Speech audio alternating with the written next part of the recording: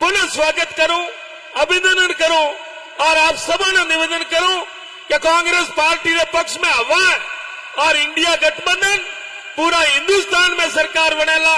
आणि शब्द राहते आप सबने बहुत बहुत धन्यवाद।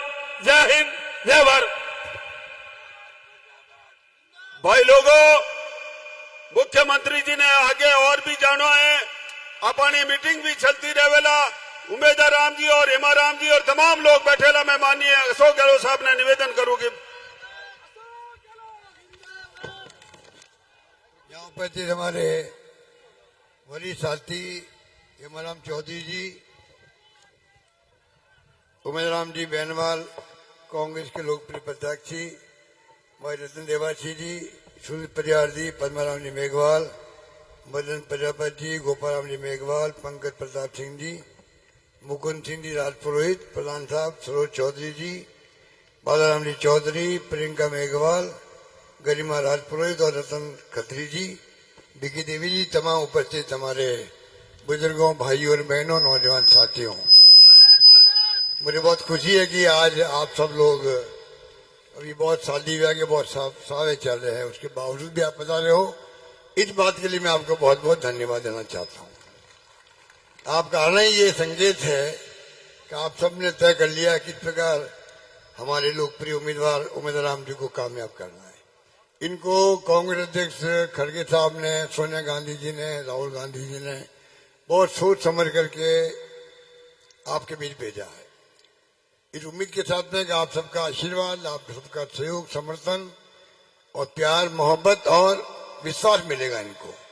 मैं आपसे अपील करना चाहूंगा कि ये चुनाव विशेष परिस्थिति में हो रहे हैं। पिछली बार हमने बहुत अच्छे काम किए थे, ऐसी स्कीम लेके आए, पूरे देश भर में चर्चा थी हमारी स्कीमों की। पहली बार राजस्थान चर्चा में आ गया पूरे देश के अंदर। उसके बावजूद भी सरकार नहीं बना पाए हम लोग, क्योंकि झूठ बोल बोल करके मोदी जी और उनके जो साथी आए थे, मुख्यमंत्री और केंद्रीय मंत्री, उन्होंने कोई कमी नहीं रखी झूठ बोलने के अंदर। 5 लाख दे दिए हिंदू को, कन्हैयालाल के परिवार को, 50 लाख दे दिए मुसलमान को। जो कन्हैयालाल का मर्डर हुआ था उदयपुर के अंदर, वो घटना ऐसी थी कि वायरल हो गई पूरे देश के अंदर, राजस्थान के अंदर भी। इतना झूठ बोल सकते हैं लोग, जिसके परिवार में गया सब काम छोड़ के, इन नेता सब चले गए हैदराबाद के अंदर, मीटिंग थी इनकी। मर्डर होने के बाद में गुलाब चंद कटारिया, राजेंद्र राठौड़ सब भागे हैदराबाद के अंदर। ये नहीं देखा कल मान लो अशांति हो सकती है, दंगे भड़क सकते हैं।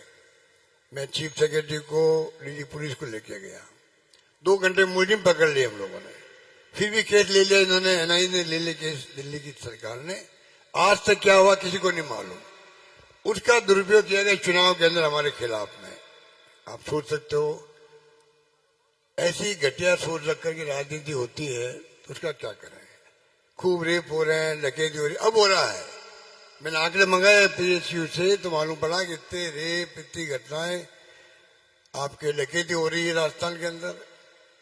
हमारी स्कीमों को लोग याद करने लगे गांव के अंदर अभी से ही।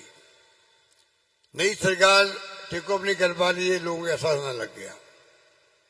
और मोदी जी, इनकी टीम झूठ बोल के गई थी, जवाब मांगती जनता, उस झूठ क्यों बोले थे, जवाब दो आप लोग। तो कहने का मतलब यह है कि इन हालातों में देश में चुनाव हो रहे हैं। एक तरफ तो कांग्रेस की गारंटी आई है 25, आपने देखा होगा, आपको कार्ड मिलेगा।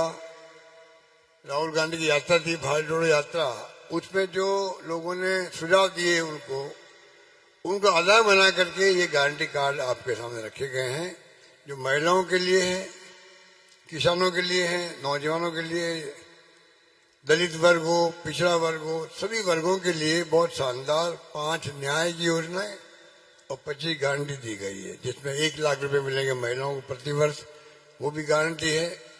नौजवानों को अप्रेंटिस ट्रेनिंग करवाएंगे, 1 लाख रुपए देंगे, वो गारंटी भी है। उसके अंदर किसानों के लिए अलग गारंटी बनाई हुई है, एमएसपी की कानून बना के पास करेंगे। ये मोदी जी मुख्यमंत्री थे गुजरात में, मैं मुख्यमंत्री था राजस्थान में, आपके आशीर्वाद से। ये बोला करते थे कि नहीं, देश के अंदर एमएसपी का कानून पास होना चाहिए। आज उनको कौन रोक रहे, 10 साल हो गए, क्यों नहीं कानून बना रहे। 750 किसान मारे गए वहां बॉर्डर पर, जो उन्होंने 3 काले कानूनों का विरोध किया था, कितने लोग मारे गए। और एमएसपी कानून पास नहीं कर रहे हैं। जो वादे अभी गारंटी के रूप में कह रहे हैं मोदी जी, मैं पूछना चाहूंगा, जब आप 14 में चुनाव जीते थे उन गारंटियों का क्या हुआ कि मैं काला धन लेके आऊंगा? वो गारंटी आपकी थी, क्या हुआ उसका? 2 करोड़ लोगों को नौकरी देंगे प्रति वर्ष, उस गारंटी का क्या हुआ? 1 करोड़ में दिए क्या आपने? 15 लाख में खाते में आ जाएंगे, उसको जुमला बता दिया। किसानों की आमदनी दुगनी कर देंगे, और किसान लोग तो हड़ताल करके बैठे हुए हैं, अब एमएसपी तक नहीं दे पा रहे उनको। तो तमाम बातें जो उसमें बोली गई थी, अच्छे दिन आएंगे, लोग कहते हैं हमें तुम्हारे पुराने दिन लौटा दीजिए, मान जाएंगे अच्छे दिन आ गए। इस प्रकार के हालात में चल रहा देश। आपको सोचना पड़ेगा किस प्रकार से हम कामयाब करें, क्योंकि देश में लोकतंत्र खतरे में है।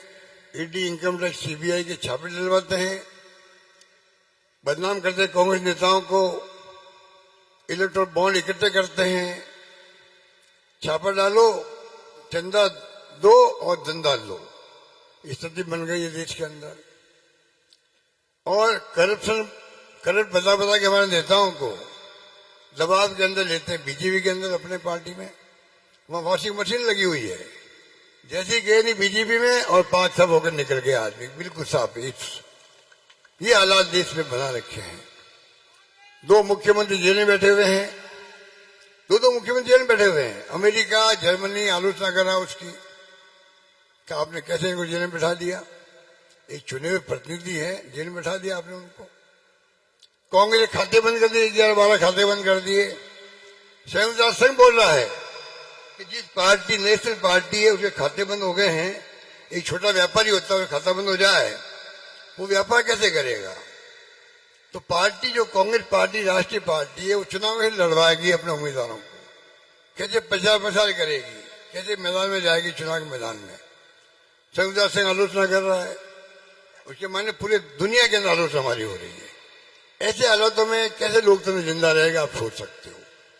लोग चिंतित हो गए हैं कि आप अगर यही रवैया रहा आपका, और जिस प्रकार की आप भाषा बोल रहे हो, बहुत खतरनाक है, वो चिंताजनक है। और अभी राजस्थान में धवा बोले हुए हैं, प्राइम मिनिस्टर बार बार आ रहे हैं, गृह मंत्री आ रहे हैं, इतना डर सता रहा है राजस्थान से। अभी 12 चुनाव हुए राजस्थान में, परसों 19 तारीख को। कोई आश्चर्य की बात नहीं कि 8-9 सीटें कांग्रेस जीत जाए उसके अंदर, तो ये हालात है। अभी आपके यहाँ 13 चुनाव बाकी हैं। आपने जो मेहनत करी है उसके कारण से पूरा माहौल राजस्थान में मालूम है पूरे प्रदेशवासियों को कि बाड़मेर की सीट तो पक्की होगी कांग्रेस की, मान रहे हैं। तो ऐसे माहौल में चुनाव हो रहे हैं, आप सोच सकते हैं कि किस प्रकार से आपको भाग लेना है, क्योंकि बाड़मेर का इलाका, ढाणियों में लोग रहते हैं, गांव में लोग रहते हैं, दूर जाना पड़ता है, सबको लागे वोट डलवाने पड़ेंगे आपको, तब जाकर के अपन कामयाब हो पाएंगे। इसलिए मैं कहना चाहूंगा आपको कि जो गारंटी दी गई है उसको आप पढ़ें और जो वो समझाएं क्या क्या गारंटी दी गई है, किस प्रकार से आपको वादा किया गया हम इसको पूरी करवाएंगे।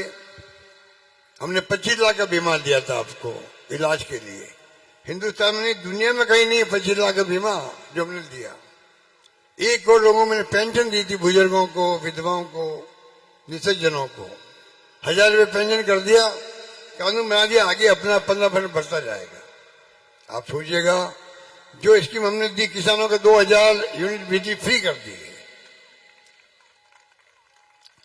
उपभोक्ताओं का 100 यूनिट बिजली फ्री करी, 1 करोड़ उपभोक्ताओं का बिल जीरो आने लगे राजस्थान के अंदर। और इन्होंने काम क्या किया है, अन्नपूर्णा किट हमने दिया, महंगे का दौर था तो हमने कहा आप इसमें दालें भी है, शक्कर भी है, सामग्री भी है, तेल भी है, स्कीम को बंद कर दिया था इन्होंने। अरे भाई, एक फोटो लगी हुई थी मेरी उसके ऊपर ठेले पर, आप फोटो बदल देते उसको, नए मुख्यमंत्री फोटो लग जाती। स्कीम बंद करें क्या, तो क्या मैं पूछना चाहता हूं लोगों को, स्कीम बंद क्यों करी? 5000 युवा मित्र काम कर रहे थे, राजीव गांधी युवा मित्र घर घर जाके बताते थे कैसे आपको लाभ लेना है स्कीमों के, लाभार्थियों को, सबको निकाल दिया। राजीव गांधी के नाम से आपका ऐतराज था, आप नाम बदल देते, वाजपेयी का नाम ले लेते, नरेंद्र मोदी युवा मित्र कर देते, बेचारों नौकरी क्यों निकाला आपने? ये जो तमाशे हो रहे हैं राजस्थान में, लोगों में आक्रोश है, लोग समझ गए हैं कि ये राज करना जानते नहीं है। और माहौल हमारे पक्ष में था, तब भी ये जीत गए हैं। अभी से लोगों को एहसास होने लग गया हमारी स्कीमों का। नई सरकार टेक ऑफ कर नहीं पा रही, रिमोट से चल रही है, झूठे वादे किए गए थे। इसलिए मैं कहना चाहूंगा कि जो गारंटी दी गई कांग्रेस की उसको आप देखें। इनका मैनिफेस्टो आया है, वो झूठ का ढकोसला बना रखा है और उसके अंदर एक वादा किया गया है 70 साल का आदमी होगा, आदमी औरत, तो हम 5 लाख का बीमा देंगे। अरे कमाल कर दिया, 25 लाख का बीमा पहले चल रहा है हमारे राजस्थान के अंदर, और आप 70 साल होने के बाद 5 लाख का बीमा देंगे। तो आप सोच सकते हैं इस प्रकार से ये जो राज कर रहे हैं उसको आप समझ जाइएगा। मेरी आपसे अपील है कि आप पूरी ताकत लगा करके चुनाव ही होते हैं, और उम्मीदवार जी बेनीवाल बहुत ही मजबूत उम्मीदवार हैं, आपके प्रतिबद्ध हैं, आपके प्रति, आपके बीच में आते जाते रहेंगे, बीच में रहेंगे, नंबर 1। नंबर 2, ये आपके सुख दुख में साथी बनेंगे, और नंबर 3, यहाँ के विकास में भागीदार बनेंगे, और बाड़मेर जैसलमेर सीट जो है उसकी आवाज को दिल्ली की पंचायत में जोरदार तरीके उठाएंगे, आपकी समस्याओं को, आपके विकास को, ये मैं कह सकता हूँ आपको। ऐसा मजबूत आदमी जीत के जाएगा तो ठीक रहेगा। बाकी आप देख चुके हो पहले वाले एमपी साहब को, तो केंद्रीय मंत्री बन गए और 24 एमपी जीते थे इनके बीजेपी के, एक जीते थे आरएलपी के।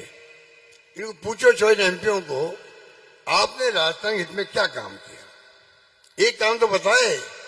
इंटरेस्टेड मामले थे पानी के, कोई निवेश लाते बड़ा, सारा निवेश गुजरात जा रहा है, सारा निवेश गुजरात जा रहा है, बड़े बड़े उद्योग लग रहे वहां पर, रोजगार वहां मिल रहा है। राजस्थान में क्या किया आपने बताओ? एक गांव को मॉडल गांव बनाएंगे, 10 साल हो गए इस बात को, कोई बना मॉडल गांव? स्मार्ट सिटी बनी कहीं पर? ईआरसीपी की योजना थी 13 जिले की, गायब कर दिया राष्ट्रपति, राष्ट्रीय परियोजना का वादा करके भूल गए प्रधानमंत्री जी। अब झूठा मोटा बना दिया उसका एग्रीमेंट, कोई हमारे हित में नहीं है। वो यमुना के पानी का एग्रीमेंट झूठा बना दिया। नर्मदा पानी का जो आ रहा है जल जीवन मिशन, वो मिशन की योजना का दावा लूटते बिना मतलब के लोग। केंद्र वाले को पूछो, 45% पैसा राजस्थान सरकार का है, 45% पैसा भारत सरकार का है, उसके अंदर 10% पैसा जो है इकट्ठा करना है गांव वालों स्कीम के अंदर। मैंने घोषणा कर दी है कि गांव में नहीं, 10% पैसा भी हम देंगे, स्टेट गवर्नमेंट देगी, एक नया पैसा नहीं लेंगे गांव वालों से, और वो खरबूर पे वो होता। तो इसलिए मैं कहना चाहूंगा, एक मजबूत उम्मीदवार आपको मिला है, माहौल आपके पक्ष के अंदर है। बस खाली जो 26 तारीख तक आपको मेहनत करनी पड़ेगी, जाना पड़ेगा, इनको कामयाब करना पड़ेगा। ये मेरी मार्मिक अपील में करना आया हूँ, क्योंकि हेलीकॉप्टर को उड़ना है जल्दी। माफी चाहता हूँ, पहले मुझे बोलना पड़ा है। यही बात करता हूँ, मैं अपनी बात समाप्त करता हूँ। 2 मिनट रतन देवासी जी बोलेंगे कि उनको मेरे साथ जाना वापस। रतन देवासी जी, आइए, अपील कर दीजिए आप। मैं माननीय मुख्यमंत्री जी के सामने और उनके समक्ष आप सबसे निवेदन करता हूं, विशेषकर हमारे सारे साथी यहाँ हैं देवासी समाज वाले, 2003 का इतिहास देख लेना कि किसने आपको काबिल